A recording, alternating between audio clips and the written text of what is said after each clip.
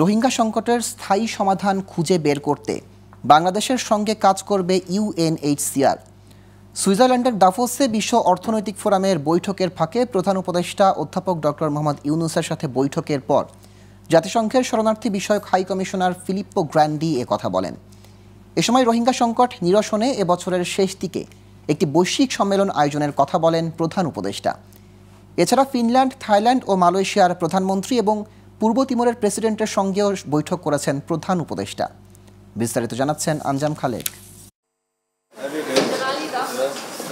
সুইজারল্যান্ডের দাভোসে world economic ফোরামের বার্ষিক সম্মেলনে যোগ দিয়েছেন প্রধান উপদেষ্টা অধ্যাপক ডক্টর মোহাম্মদ ইউনূস। সম্মেলনের ফাঁকে বিশ্বের বিভিন্ন প্রভাবশালী নেতাদের সঙ্গে বৈঠকও করছেন তিনি।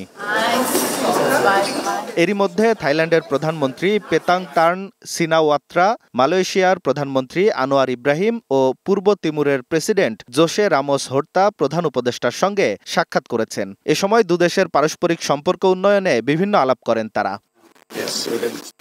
ফিনল্যান্ডের প্রেসিডেন্ট আলেকজান্ডার স্টাবের সঙ্গে বৈঠকে অন্তর্বর্তী সরকার গৃহীত সংস্কার কর্মসূচি সম্পর্কে অবহিত করেন প্রধান উপদেষ্টা। তার প্রেস সচিব শফিকুল আলম বলেন, বৈঠকে মার্কিন প্রেসিডেন্ট হিসেবে ডোনাল্ড ট্রাম্পের শপথ গ্রহণ, রাশিয়া ইউক্রেন যুদ্ধ, ভূ রাজনৈতিক ইস্যুতে গ্লোবাল সাউথের ক্রমবর্ধমান ভূমিকা সহ গুরুত্বপূর্ণ বৈশ্বিক বিষয় নিয়ে আলোচনা হয়েছে। Bangladesh is now ready for business. বাংলাদেশের পলিটিক্যাল স্ট্যাবিলিটি ফিরে আসছে, বাংলাদেশ একটা ডেমোক্রেটিক ট্রানজিশনে এসছে, বাংলাদেশের ল অ্যান্ড অর্ডার সিচুয়েশন এখন পারফেক্ট। এখন this is now high time to attract foreign investment. আর আপনি জানেন এই যে বাংলাদেশের ইয়াং ছেলে মেয়েদের জন্য তারা যে জব চায়, সেটার জন্য বাংলাদেশে প্রচুর ফরেন ইনভেস্টমেন্ট দরকার। প্রচুর ফরেন ইনভেস্টররা যেটা করে, তারা দেশে আসলে তারা প্রচুর হাই এন্ড জব তৈরি করে। সেই জবগুলো বাংলাদেশিদের জন্য খুব দরকার।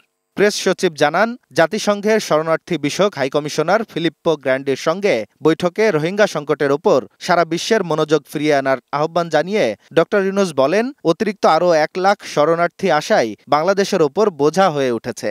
কিভাবে বাংলাদেশের সাথে ওরা আরও নিবিড়ভাবে কাজ করতে পারে রোহিঙ্গা ক্রাইসিস নিয়ে।